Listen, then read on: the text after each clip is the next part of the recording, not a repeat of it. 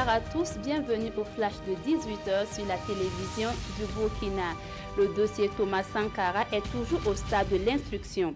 L'enquête se poursuit et le collectif des avocats de la famille pense que les choses avancent et qu'il faut maintenant entendre les commanditaires, notamment l'ancien président du Faso.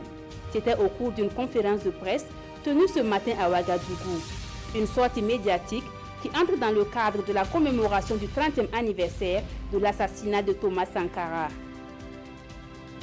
Plus d'1 milliard de francs CFA, c'est la somme collectée lors du lancement de la campagne internationale de souscription pour bâtir le mémorial Thomas Sankara.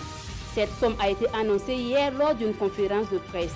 Une conférence de presse qui avait l'air d'un exercice de transparence du Comité international du mémorial Thomas Sankara. Le comité a aussi annoncé la réouverture du concours d'architecture du mémorial et une marche le 15 octobre prochain. Les jeunes du Congrès pour la démocratie et le progrès CDP étaient face à la presse hier mercredi. Aux hommes de médias, ces jeunes se disent disposés à accueillir Blaise Compaoré si celui-ci décide de rentrer au Burkina Faso.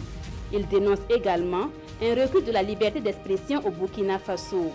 Preuve de ces affirmations, le sort réservé aux posteurs de l'ancien président Abobo Dioulasso lors du séjour de Nana Thibault. La session ministérielle sur le biodigesteur a eu lieu ce 12 octobre à Ouagadougou.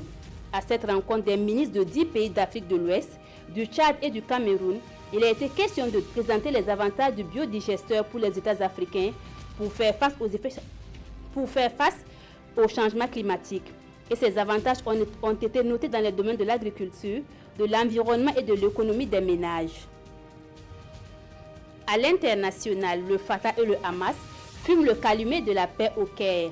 Après 10 ans de bruit entre ces deux mouvements palestiniens, un accord a été signé ce matin pour sceller la réconciliation entre les frères ennemis et permettre à l'autorité palestinienne de reprendre le contrôle de Gaza. Le président palestinien Mahmoud Abbas se rendra à Gaza d'ici un mois.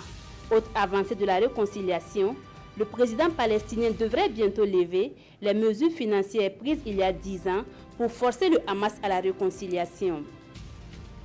Voilà pour ce flash, merci de l'avoir suivi. Adama Koulibaly vous retrouve à 19h.